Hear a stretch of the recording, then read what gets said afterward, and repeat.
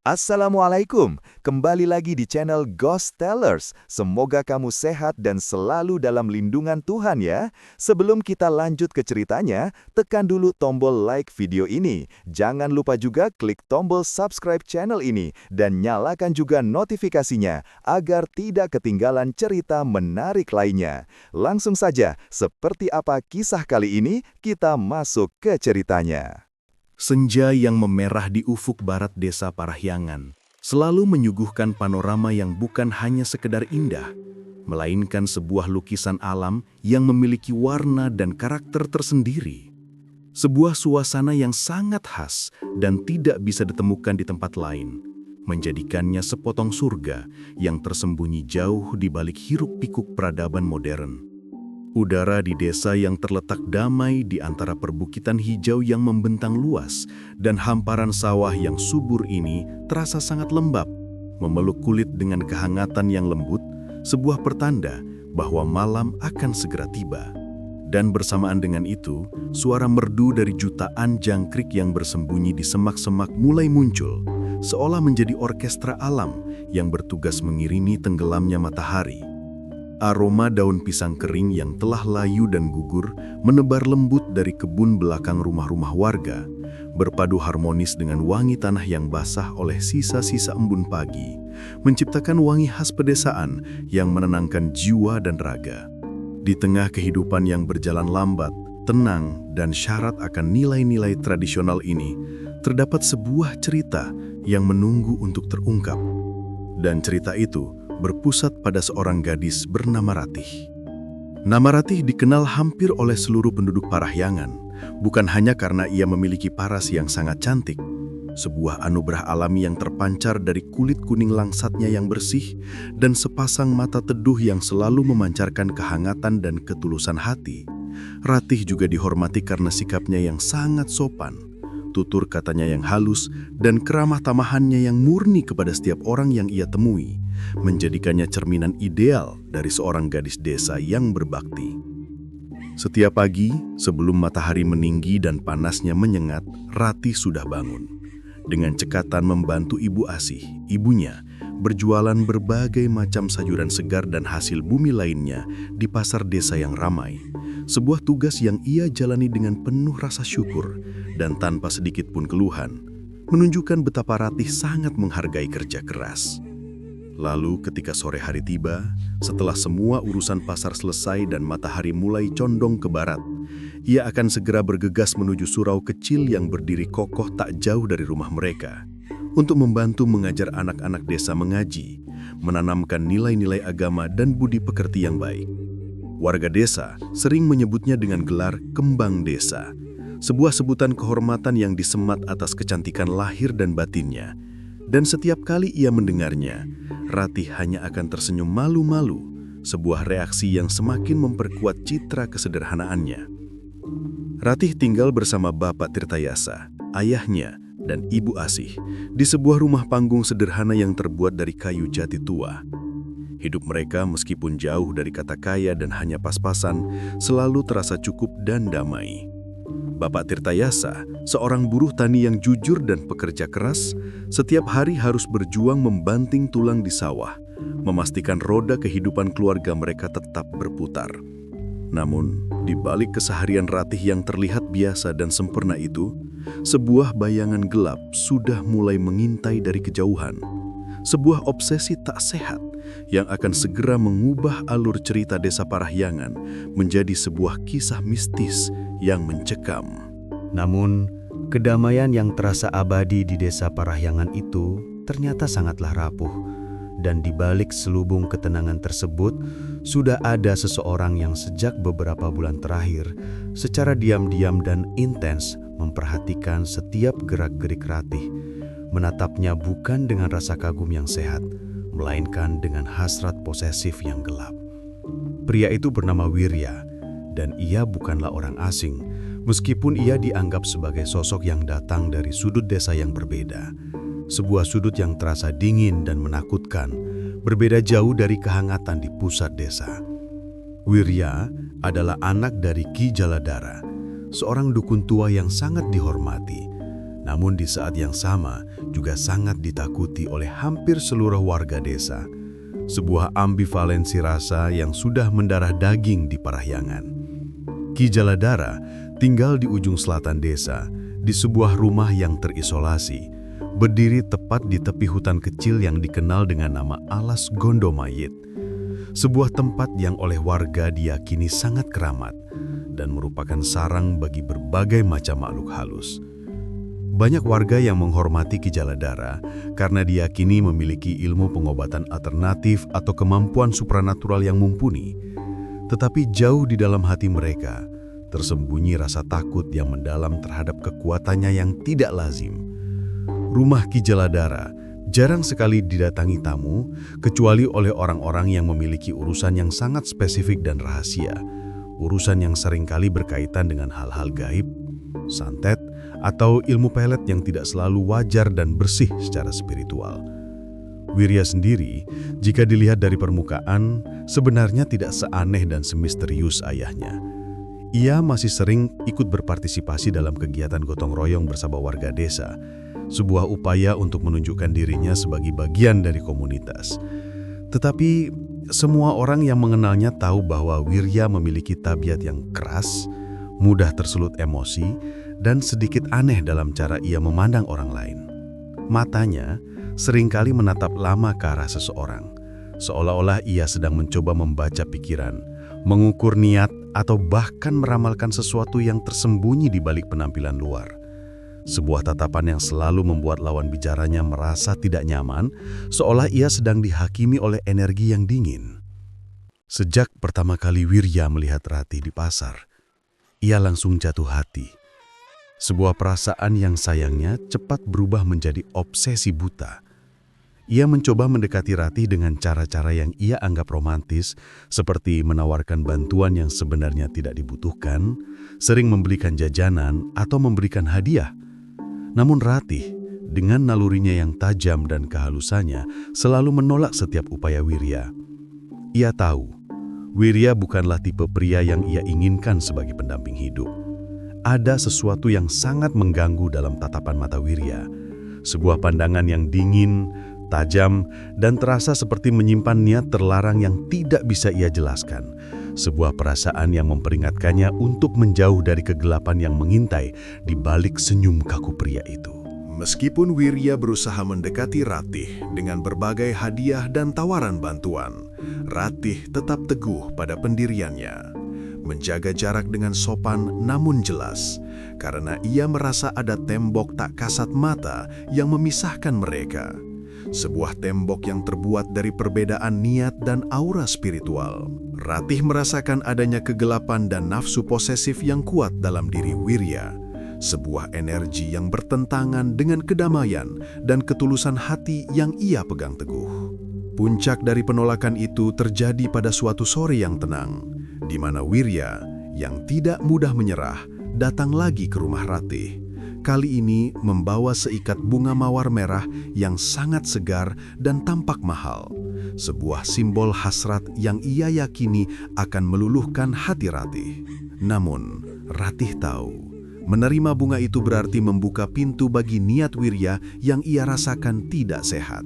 "Maaf Wirya, aku sungguh tidak bisa menerima pemberian ini," ujar Ratih dengan nada yang sangat lembut, tetapi terdengar sangat tegas dan tanpa celah. "Aku sudah sering bilang kepadamu, aku menganggapmu hanya sebagai teman biasa, tidak lebih dari itu. Aku tidak ingin ada kesalahpahaman antara kita, dan aku berharap kamu bisa mengerti keputusanku." Penolakan Ratih yang disampaikan dengan kehalusan khasnya justru menjadi pukulan telak bagi harga diri Wirya yang terbiasa mendapatkan apa yang ia inginkan, apalagi didukung oleh latar belakang ayahnya. Wirya hanya mampu memaksakan seulas senyum yang terlihat kaku dan tidak wajar. Sebuah senyum yang gagal menutupi kekecewaan dan amarah yang tiba-tiba membakar di matanya yang tajam. "Temannya." Wirya mengulangi kata itu dengan nada yang sedikit bergetar, seolah ia sedang mengancam. "Tidak apa-apa Ratih, menjadi teman dulu juga tidak masalah bagiku. Karena nanti perasaan itu pasti bisa berubahkan. Semuanya hanya soal waktu dan cara yang tepat. Kalimat itu yang diucapkan dengan nada aneh bukan terdengar seperti penerimaan, melainkan lebih seperti sebuah janji atau bahkan ancaman yang terselubung. Sebuah pernyataan bahwa Wirya tidak akan pernah menerima penolakan itu sebagai sebuah akhir. Kalimat terakhir Wirya itu terus terngiang-ngiang dengan kuat di kepala Ratih saat ia berjalan pulang, menimbulkan perasaan tidak nyaman dan firasat buruk yang tidak bisa ia hilangkan. Sejak hari penolakan yang tegas itu, Wirya memang jarang terlihat lagi di sekitar pasar atau area rumah Ratih. Keberadaannya seolah ditarik kembali ke sudut gelap desa Parahyangan, tempat ayahnya tinggal. Namun, sejak Wirya menghilang dari pandangan mata Ratih, malam-malam yang dilalui Ratih justru mulai terasa semakin ganjil dan tidak tenang. Sebuah pertanda bahwa niat jahat itu tidaklah hilang, melainkan hanya berpindah dari serangan fisik menjadi serangan spiritual yang jauh lebih berbahaya dan tersembunyi. Sebuah serangan yang dilakukan dari jarak jauh menggunakan kekuatan ilmu gelap yang dimiliki oleh Ki Jaladara, ayahnya yang ditakuti. Ratih mulai merasa ada perubahan drastis dalam kualitas tidurnya. Sebuah awal dari teror mistis yang akan segera ia hadapi. Sejak Wirya menghilang dari pandangan dan suasana desa kembali ke permukaan, malam-malam Ratih mulai terasa berbeda, dipenuhi dengan ketidaknyamanan yang misterius, sebuah periode yang menandai masuknya Ratih ke dalam lingkaran gangguan spiritual yang intensif. Awalnya, gangguan itu hanyalah sebuah mimpi, tetapi bukan mimpi biasa yang mudah dilupakan, melainkan serangkaian mimpi aneh yang datang hampir setiap malam, berulang dengan pola yang sama dan intensitas yang semakin kuat, seolah ada kekuatan yang memaksanya untuk mengalami hal yang sama berulang kali. Dalam mimpi itu, Ratih selalu merasa dirinya berjalan sendirian, tanpa daya dan tanpa kesadaran penuh, di tengah kebun pisang yang sangat sunyi dan gelap, dengan daun-daun pisang yang besar dan kering melambai-lambai di sekelilingnya, menciptakan bayangan aneh yang bergerak-gerak. Di tengah kebun yang mencekam itu, ia selalu mendengar suara samar namun terasa sangat nyata. Suara seorang laki-laki yang ia kenali suaranya, memanggil namanya dengan nada lembut yang terasa mencekik dan menghipnotis. Sebuah panggilan yang menarik jiwanya. Ratih, Ratih, ayo, lihatlah aku. Suara itu datang dari kegelapan yang pekat, sebuah panggilan yang terasa mendesak, penuh tuntutan dan seolah sedang mencoba menariknya ke dalam lubang tak berdasar. Ratih selalu terbangun tiba-tiba dari mimpi buruk itu dalam keadaan tubuh yang basah kuyup oleh keringat dingin. Jantungnya berdegup sangat kencang, seolah baru saja menyelesaikan lari maraton yang sangat melelahkan. Sebuah reaksi fisik yang menunjukkan betapa kuatnya dampak spiritual dari mimpi itu terhadap raganya. Selain reaksi fisik yang ekstrim, yang paling aneh dan tidak wajar adalah aroma yang menyertai setiap ia tersadar. Aroma dupa yang sangat menyengat, sebuah bau mistis yang seharusnya tidak ada di kamar gadis desa yang selalu bersih, terasa memenuhi seluruh ruangan kamarnya. Sebuah bau yang dingin, asing, dan terasa seperti membawa aura malapetaka, seolah ada ritual yang baru saja selesai dilakukan di dekatnya. Ibu Asih yang menyadari perubahan besar pada anak gadisnya hanya bisa mengira bahwa Ratih hanya kecapean dan kurang istirahat karena terlalu banyak membantu di pasar dan mengajar mengaji. Ia mencoba untuk menenangkan Ratih, mengelus rambutnya dan memijat kakinya. Namun, mimpi-mimpi itu terus datang, tak terhindarkan, setiap malam tanpa jeda. Sementara itu, aura Ratih yang dulu cerah dan penuh semangat, kini mulai digantikan oleh kepucatan, matanya sayu, dan ia menjadi lebih sering melamun, seolah jiwanya tidak sepenuhnya berada di dalam raga. Firasat buruk mulai menyelimuti Bapak Tirtayasa dan Ibu Asih. Mereka tahu bahwa di desa mereka yang kental dengan kepercayaan mistis, kejadian seperti mimpi berulang, keringat dingin dan aroma dupa ini seringkali berarti satu hal, bahwa Ratih kini telah menjadi target dari kekuatan gaib yang dibawa oleh niat jahat seseorang yang tidak bisa menerima penolakan. Gangguan spiritual yang dialami Ratih akhirnya mencapai titik yang paling mengkhawatirkan pada suatu malam yang kelam, jauh melewati tengah malam saat bulan sedang tertutup awan mendung yang tebal. sebuah waktu yang oleh orang tua-tua desa dipercaya sebagai waktu paling rawan bagi kegiatan sihir hitam. Ratih yang sedang terlelap tiba-tiba terbangun tanpa kesadaran sedikit pun. Matanya tampak kosong, hampa, seolah jiwanya telah ditarik keluar dari raganya. Dan ia mulai bangkit dari kasurnya, bergerak dengan langkah yang sangat pelan, teratur, dan menyeramkan. Seolah ia adalah boneka yang digerakkan oleh tali tak terlihat. Sebuah tanda bahwa ia sedang dikendalikan oleh kekuatan dari luar. Langkah kakinya yang sunyi itu akhirnya berhenti di halaman rumah mereka. Langit malam itu, meskipun tertutup mendung, anehnya memancarkan cahaya bulan yang terasa sangat terang, menyinari wajah Ratih yang pucat pasi, menampakkan garis-garis kelelahan dan ketegangan spiritual yang mendalam. Dari kamar sebelah, Ibu Asih yang sudah lama tidak bisa tidur nyenyak karena khawatir, tiba-tiba mendengar suara lirih. Suara itu adalah suara Ratih, tetapi nadanya terasa berat, terpaksa, dan dipenuhi kerinduan yang sangat dipaksakan. Sebuah pengakuan yang mengerikan. "Wirya, Wirya, datanglah." Suara itu membuat darah Ibu Asih seolah berhenti mengalir karena ngeri dan syok yang mendalam. Ia segera buru-buru keluar dari kamar dan mendapati putrinya berdiri di tengah halaman dengan mata setengah terpejam, menatap kosong ke arah jalan setapak yang menuju ke kebun pisang, sebuah arah yang selalu muncul dalam mimpi buruknya, sebuah magnet spiritual yang menarik jiwanya. "Ratih, astagfirullah, kamu kenapa, Nak?" teriak Ibu Asih. Suaranya dipenuhi kepanikan yang luar biasa sambil berusaha keras menarik tubuh putrinya yang terasa dingin. Ratih hanya diam, tetapi bibirnya terus bergerak menyebut nama Wirya berulang kali. Sebuah pengakuan tak sadar bahwa ia telah terikat oleh sihir peret itu. Malam itu, Bapak Tirtayasa terbangun karena keributan itu. Bersama Ibu Asih, mereka mati-matian berusaha menyadarkan Ratih. Mereka menyiram wajahnya dengan air, membaca doa-doa seadanya yang mereka ingat dan kuasai. Dan setelah perjuangan yang terasa lama dan melelahkan, barulah Ratih tersadar. Ia menatap orang tuanya dengan kebingungan yang nyata dan wajahnya yang masih sangat pucat, tidak menyadari apa yang baru saja ia lakukan. "Aku mimpi, Bapak.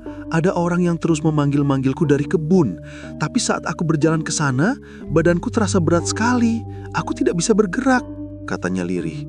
Sebuah cerita yang mengulang deskripsi dari mimpi-mimpinya, namun kini terjadi dalam realitas. Bapak Tirtayasa hanya bisa menatap istrinya dengan pandangan yang kosong. Keduanya tahu, ini bukan lagi sekadar mimpi buruk atau kelelahan biasa. Di desa mereka, kejadian seperti ini sudah pasti berarti satu hal yang mengerikan. Ratih telah menjadi korban dari ilmu hitam, sebuah malapetaka spiritual yang didatangkan oleh niat jahat manusia. Keesokan paginya, kabar itu cepat menyebar dan Bi Ijah, tetangga dekat mereka, datang dengan peringatan yang sangat serius menyiratkan bahwa Ratih harus dijaga agar tidak lagi keluar rumah saat waktu maghrib tiba. Sejak insiden Ratih berjalan dalam tidur sambil memanggil nama Wirya, ketenangan yang tersisa di rumah Bapak Tirtayasa dan Ibu Asih benar-benar lenyap, digantikan oleh suasana mencekam yang terasa seperti pengepungan spiritual.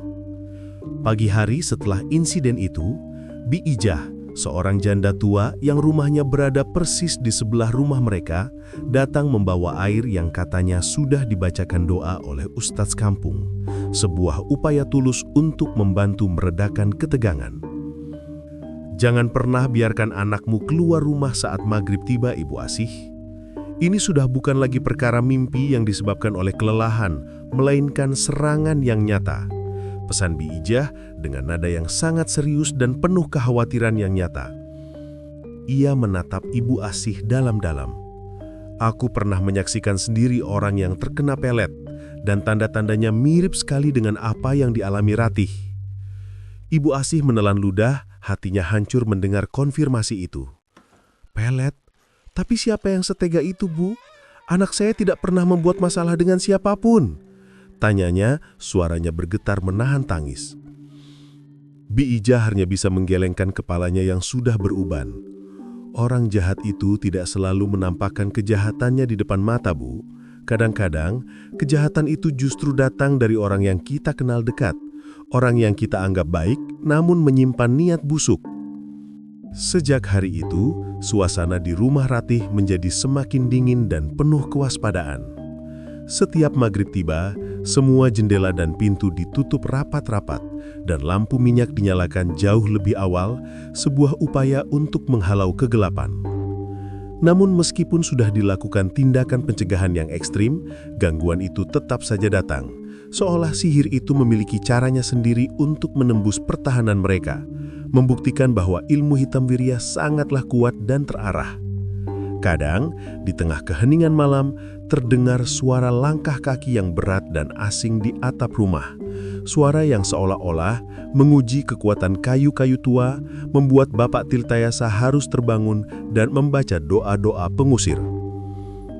Kadang pula, aroma bunga melati yang sangat menyengat dan tidak wajar tiba-tiba memenuhi seluruh ruangan, menghilang secepat ia datang, tanpa sebab yang jelas, sebuah aroma yang sering dikaitkan dengan pemanggilan makhluk halus. Ratih sendiri semakin sering tampak lemas, pucat dan tidak banyak bicara. Semangatnya seolah-olah dicuri oleh entitas tak kasat mata. Ia lebih sering duduk di sudut ruangan, menatap kosong keluar jendela, seolah-olah sedang berkomunikasi dengan dunia lain yang tidak terlihat. Keluarga itu kini hidup dalam ketakutan yang konstan, sebuah teror spiritual yang membuat mereka merasa dikepung dari segala arah. Sebuah bukti bahwa ancaman dari Ki Jaladara dan Wirya sudah menjadi realitas yang mengerikan di desa Parahyangan. Mereka tahu mereka tidak bisa melawan ini sendirian. Sementara, rumah Ratih di pusat desa dipenuhi oleh ketakutan dan upaya penangkalan seadanya. Di sudut selatan desa Parahyangan, di rumah Wirya yang berdiri terisolasi di tepi alas Gondomayit yang keramat, sebuah ritual gelap sedang berlangsung dengan serius dan hikmat. Sebuah ritual yang menjadi sumber dari segala malapetaka.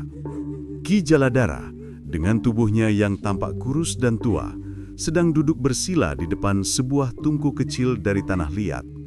Wajahnya yang keriput terlihat tegang, namun memancarkan aura kekuatan yang menakutkan.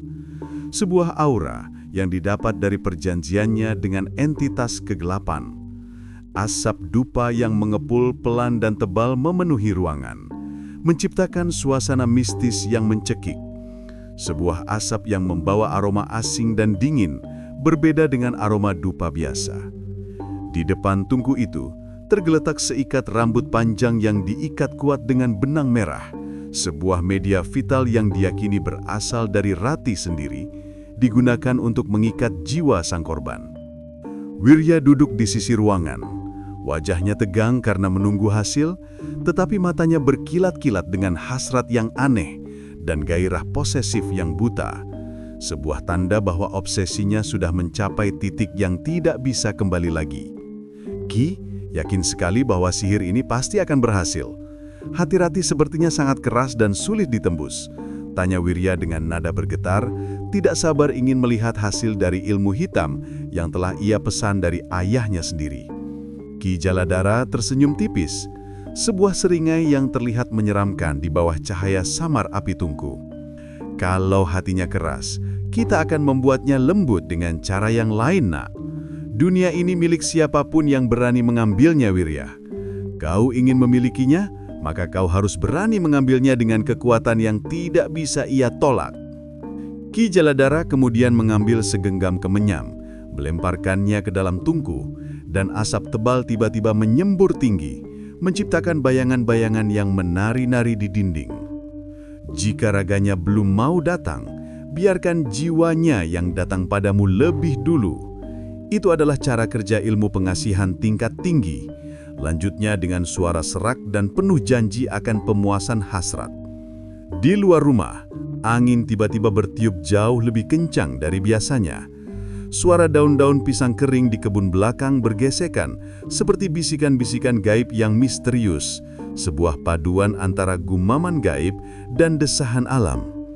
Dan entah mengapa, Di kejauhan, terdengar suara samar, suara seseorang memanggil pelan, suara yang menyerupai suara Ratih yang lembut, seolah jiwanya sedang dipaksa untuk merespons panggilan gelap Wirya. Malam itu, untuk pertama kalinya, anjing-anjing di sekitar rumah Ratih menggonggong tanpa henti, dengan raungan yang terdengar panik dan putus asa. Sebuah tanda peringatan alam yang menunjukkan bahwa keseimbangan desa Parahyangan telah terkoyak oleh ritual gelap di alas Gondomayit dan kehidupan Ratih tidak akan pernah sama lagi. Setelah ritual gelap di rumah Ki Jaladara, gangguan di rumah Bapak Tirtayasa semakin meningkat drastis, menjadi teror yang tiada henti dan sangat nyata. Sudah lebih dari seminggu sejak Ratih mulai menunjukkan gejala dirasuki, dan setiap malam adalah siksaan bagi seluruh keluarga.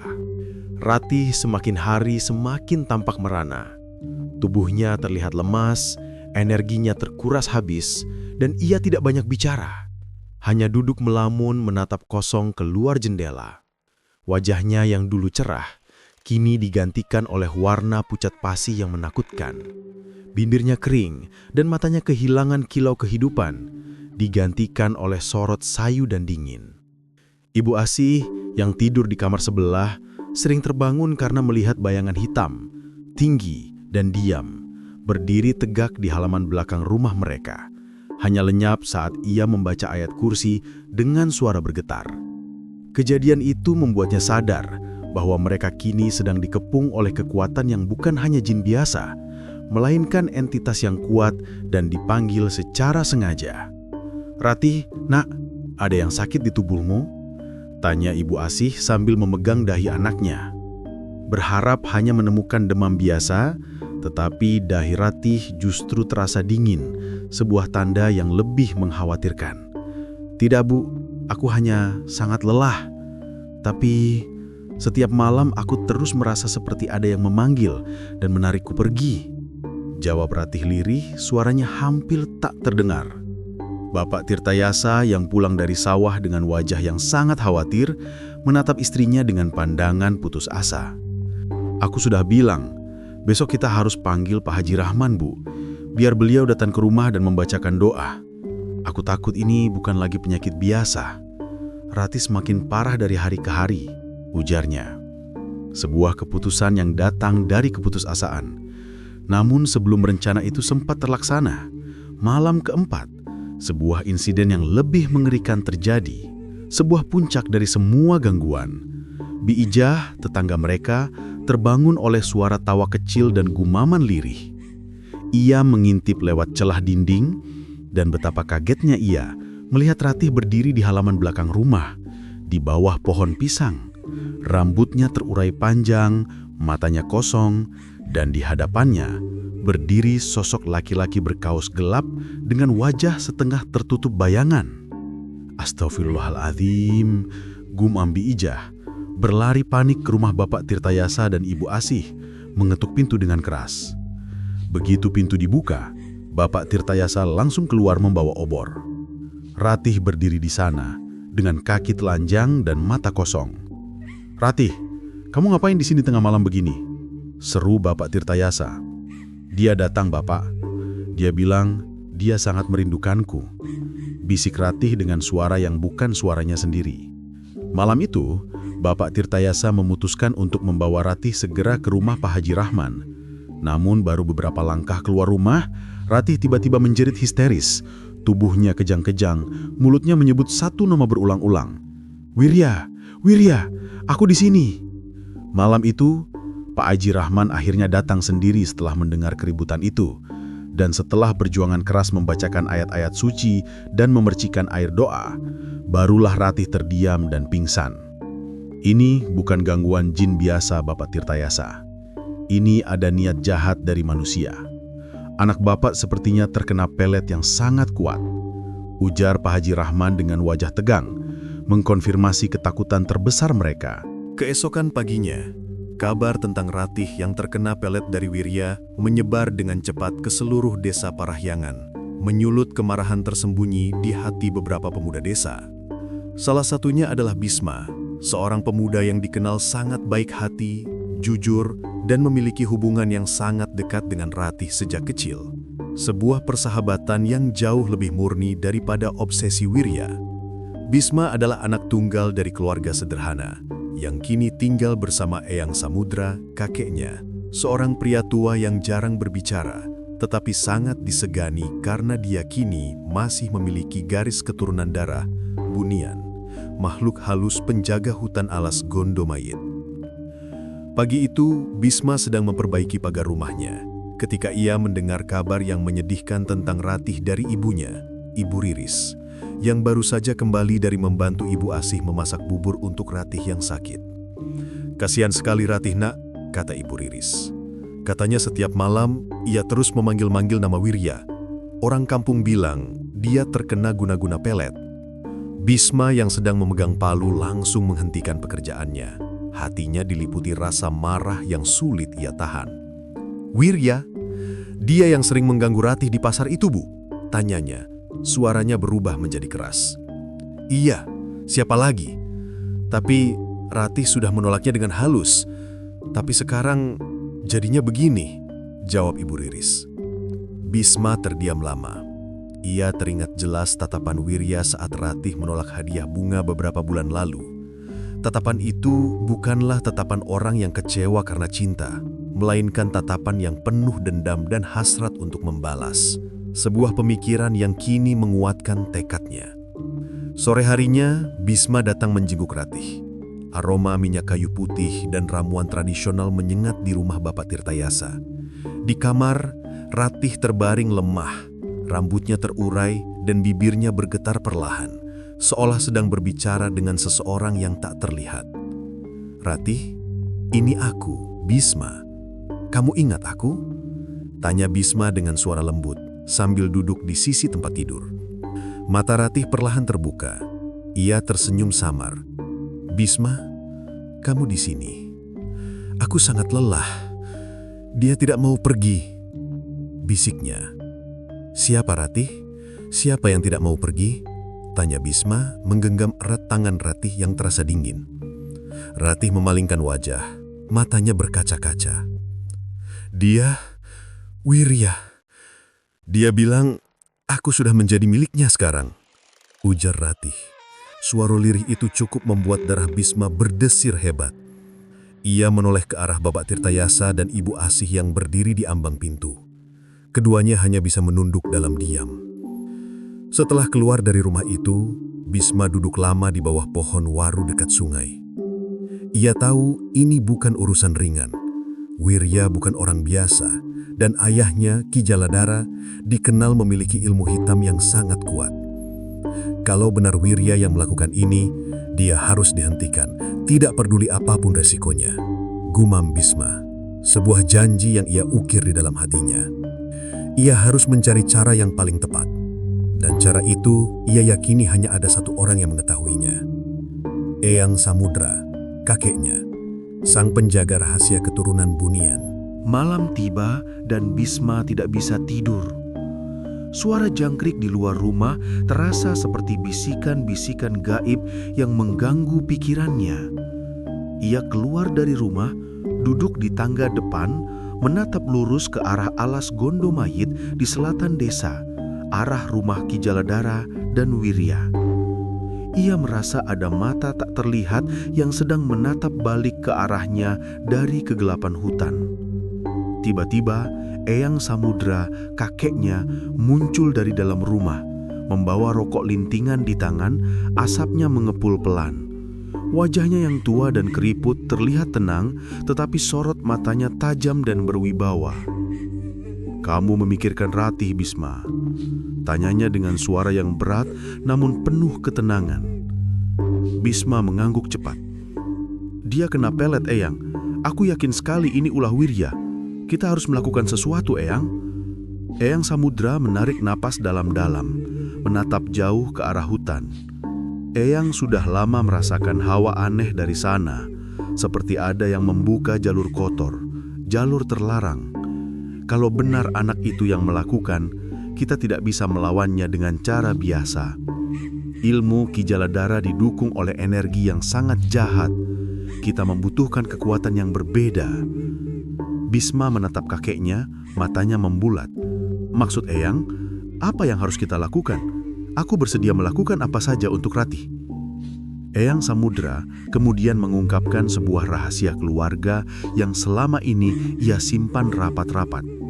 Dulu, waktu muda, Eyang pernah tersesat di alas Gondomayit. Waktu itu Eyang berhari-hari tidak bisa keluar, sampai akhirnya Eyang bertemu dengan seorang bunian perempuan yang cantik bernama Lintang yang menolong Eyang. Ia bukan manusia, tetapi tidak jahat. Ia memberiku sedikit dari dirinya agar Eyang bisa berjalan di dua dunia tanpa tersesat.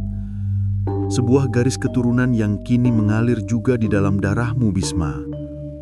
Eyang Samudra menatap cucunya dalam-dalam. Itu juga sebuah sumpah.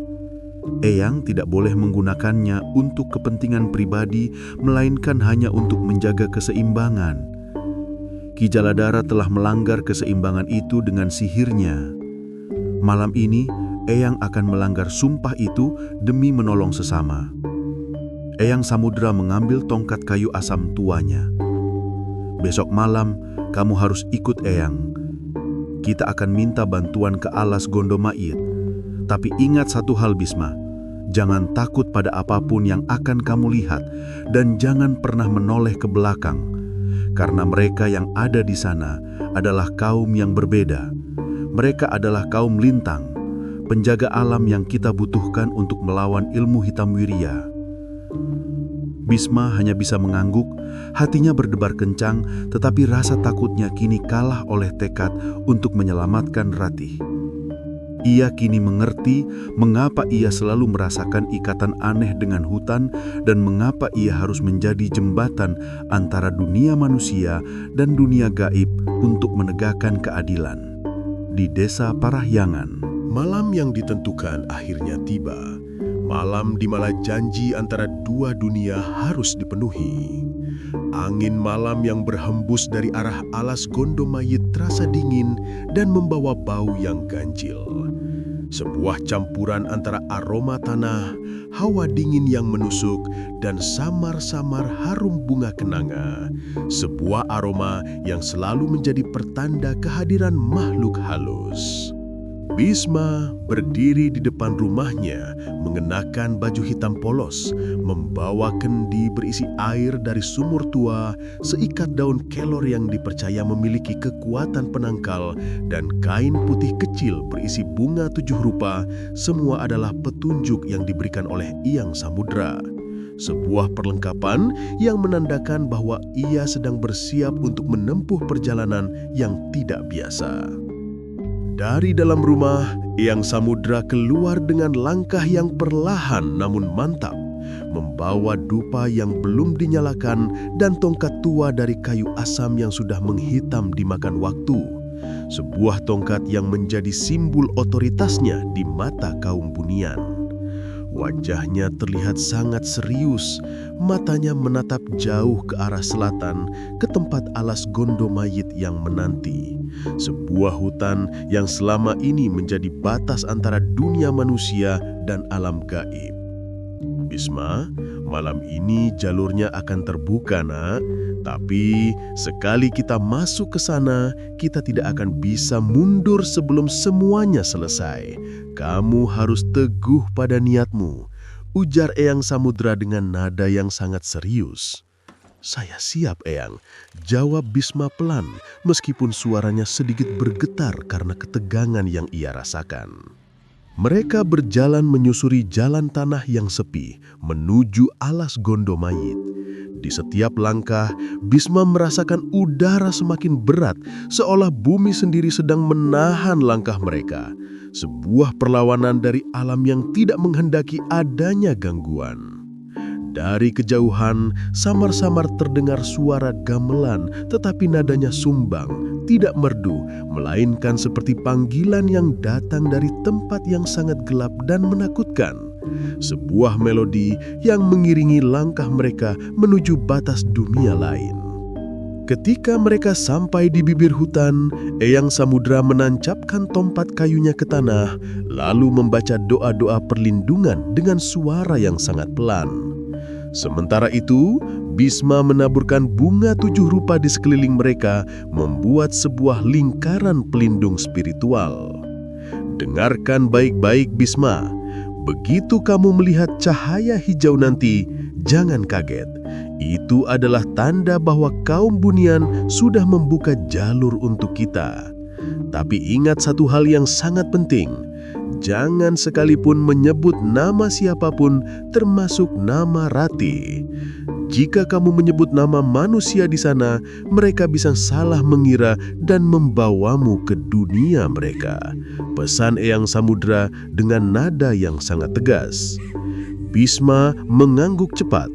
Hatinya berdebar keras, tetapi rasa takutnya kini telah kalah oleh keinginan yang kuat untuk menolong Ratih. Di tengah hutan, angin mendadak berhenti, menciptakan keheningan yang mencekam. Kabut mulai turun perlahan, menyelimuti pepohonan tinggi.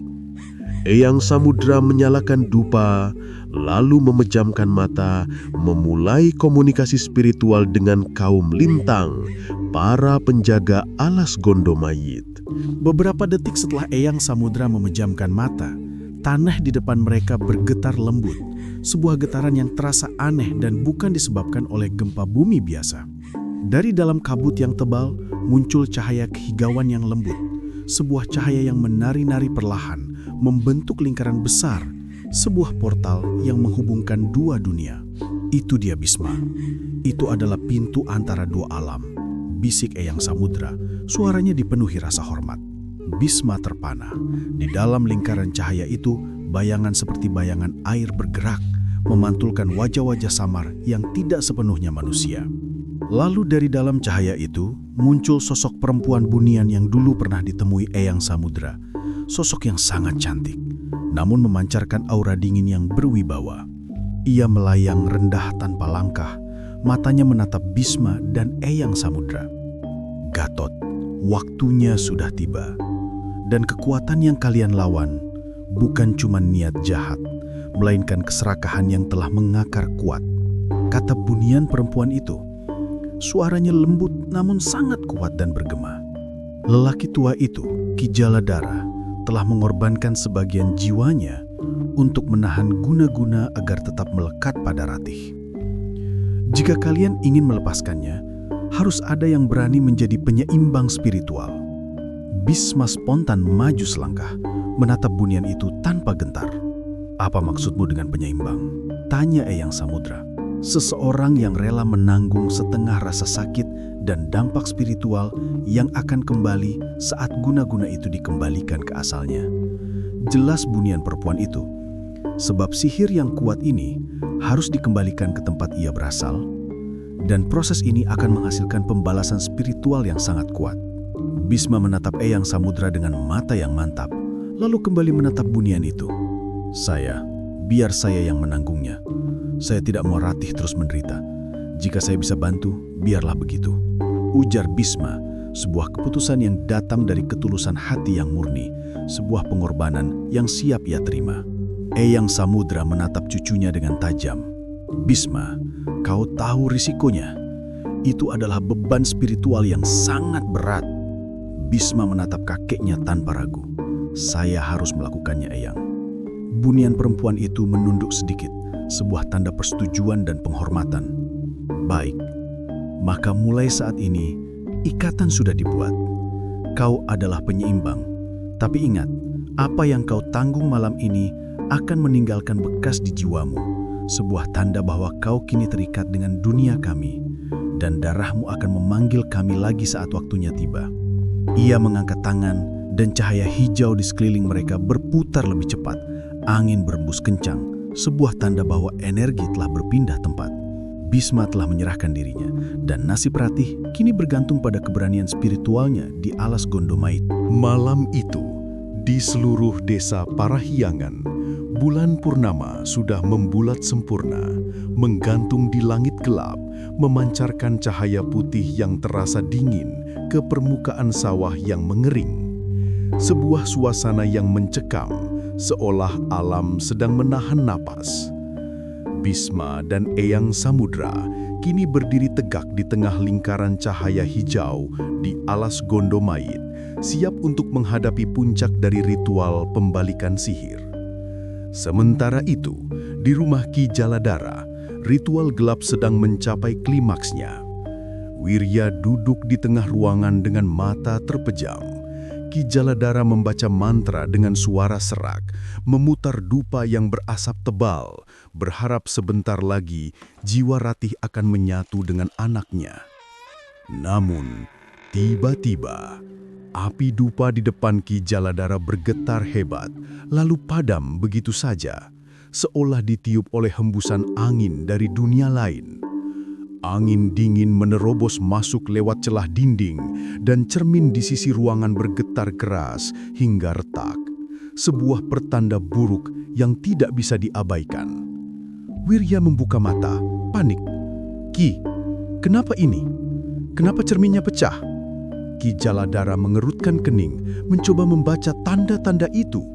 Tetapi sebelum ia sempat bicara, terdengar suara tawa perempuan yang menggema dari luar rumah.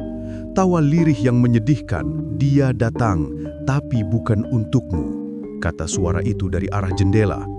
Ki Jaladara menatap keluar dan matanya membesar karena melihat kabut hijau berputar di kejauhan. "Gatot, dia memanggil kaum itu," serunya. Di alas Gondomait, bunian perempuan itu menatap Bisma. "Sekarang saatnya. Pejamkan mata dan panggil namanya dalam hati, tapi jangan ucapkan di bibir," perintahnya. Bisma memejamkan mata. Di dalam pikirannya, wajah Ratih muncul, tersenyum lalu menangis.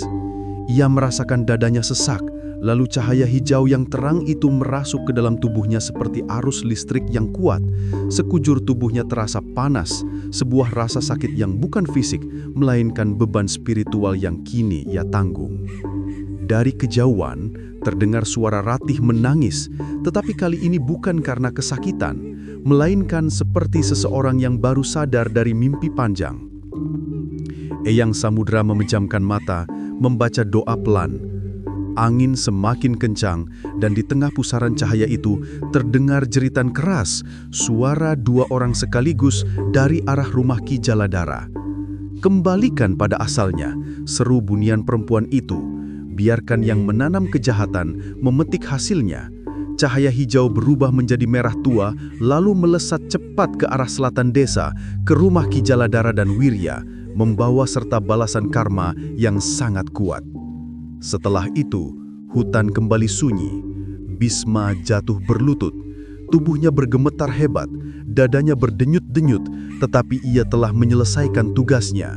Malam itu, penduduk desa Parahyangan dikejutkan oleh suara jeritan yang memilukan dari arah rumah Ki Jaladara. Beberapa orang berlari ke sana, dipimpin oleh Bapak Tirtayasa.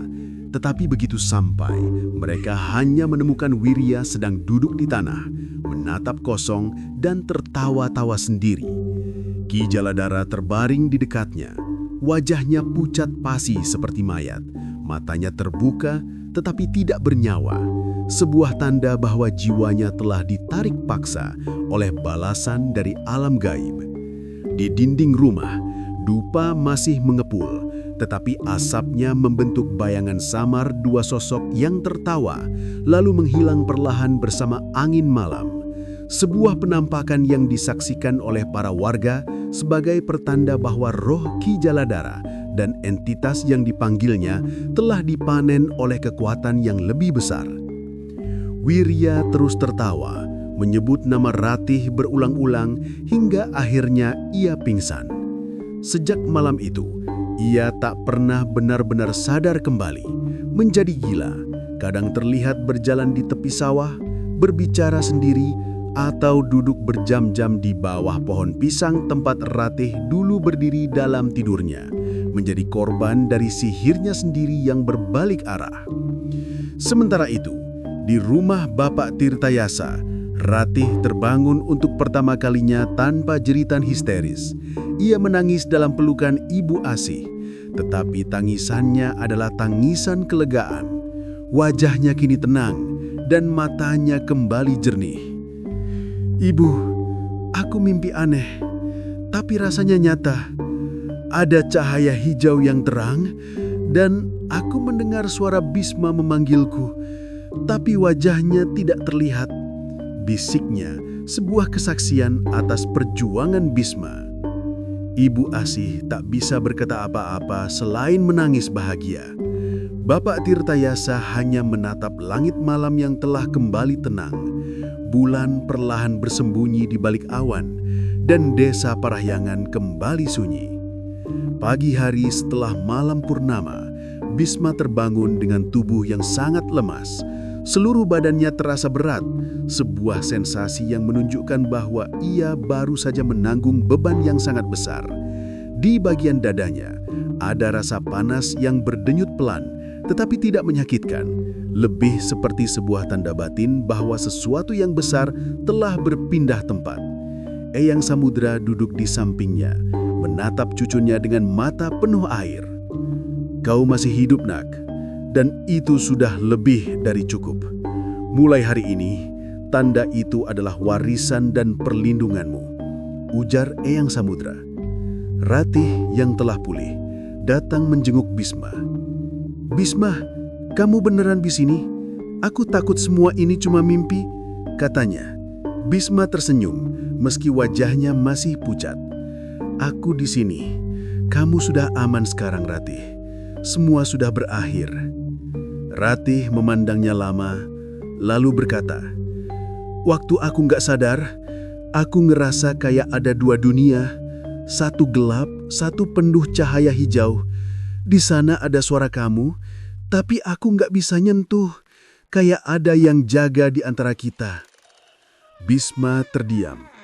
Ia tahu tanda di dadanya kini adalah penghubung spiritual antara dirinya dan dunia gaib kaum bunian yang kini menjaganya.